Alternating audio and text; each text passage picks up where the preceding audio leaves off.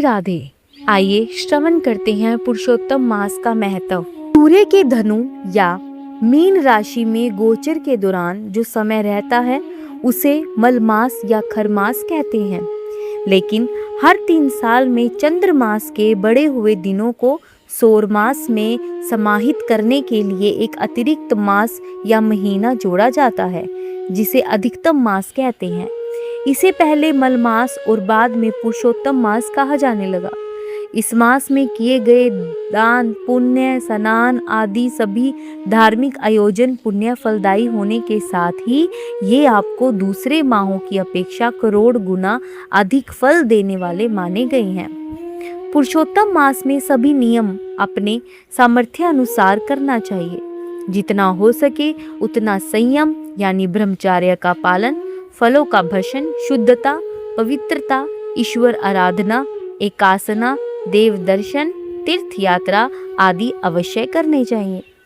माना जाता है कि इस माह में अधिक मास के 33 देवताओं की पूजा करने का महत्व है, जैसे विष्णु, जिष्णु, महाविष्णु, हरि, कृष्ण, माधव, राम, पुरुषोत्तम, गोविंद, वामन जैसे लाभदायी होता है। सबकी श्रीपति जी की पूजा से भी बड़ा लाभ होता है। धर्म ग्रंथों के अनुसार श्री नरसिंह भगवान ने इस मास को अपना नाम देकर कहा है कि अब मैं इस मास का स्वामी हो गया हूँ और इसके नाम से सारा जगत पवित्र होगा। इस महीने में जो भी मुझे प्रसन्न करेगा वह कभी गरीब नहीं होगा और उसकी हर मनोकामना पूरी होगी। इसीलिए इस मास के दौरान जप तप दान से अनंत पुण्यों की प्राप्ति होती है। पुरुषोत्तम मास की कथा आइए श्रवण करते हैं। कहते हैं कि दैत्य राज हिरण्यकश्यप के अमर होने के लिए तप किया। ब्रह्मा जी प्रकट होकर वरदान मांगने का कहते हैं तो वह कहता है कि आपके बनाए किसी भी प्राणी से मेरी मृत्यु ना हो, ना मनुष्य से और ना ही पशु से, ना दैत्य से और ना ही देवताओं से, ना भीतर मरूं ना बाहर मरूं, ना दिन में ना रात में, ना आपके बनाए 12 माह में, ना अस्त्र से मरूं और ना शस्त्र से, ना पृथ्वी पर और ना आकाश में। युद्ध में भी कोई मेरा सामना ना कर सके। आपके बनाए हुए समस्त प्राणियों का मैं एक शस्त्र सम्राट हूँ।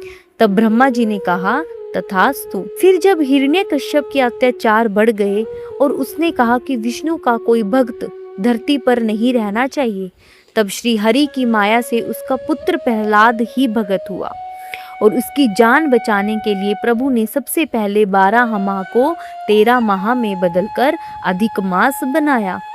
इसके बाद उन्होंने नरसिंह अवतार लेकर शाम के समय देहरी पर अपने नाखूनों से उसका वध कर दिया। इसके बाद चूंकि चंद्र मास के हर मास के लिए एक देवता निर्धारित है, परंतु इस अतिरिक्त मास का अधिपति बनने के लिए कोई भी देवता तैयार नहीं हुआ। ऐसे में ऋषि मुनियों ने भगवान विष्णु से आग्रह किया कि आप ही इस मास का भार अपने ऊपर ले सकते हैं और इसे भी पवित्र बनाएं। तब भगवान विष्णु ने इस आग्रह को स्वीकार कर लिया और इस तरह यह मल मास के साथ पुरुषोत्तम मास भी बन गया। ऐसी भी मान्यता है कि स्वामी विहीन होने के कारण अधिक मास को मलमास कहने से उसकी बड़ी निंदा होने लगी। इस बात से दुखी होकर मलमास श्री हरि विष्णु के पास गया और उनको अपनी व्यथा कथा सुनाई। तब श्री हरि विष्णु उसे लेकर गोलोक पहुँचे। गोलोक में भगवान श्री कृष्ण ने मलमास की व्यथा जानकर उसे वरदान दी, अब से मैं तुम्हारा स्वामी हूँ। इससे मेरे सभी दिव्य गुण तुम में समाविष्ट हो जाएंगे।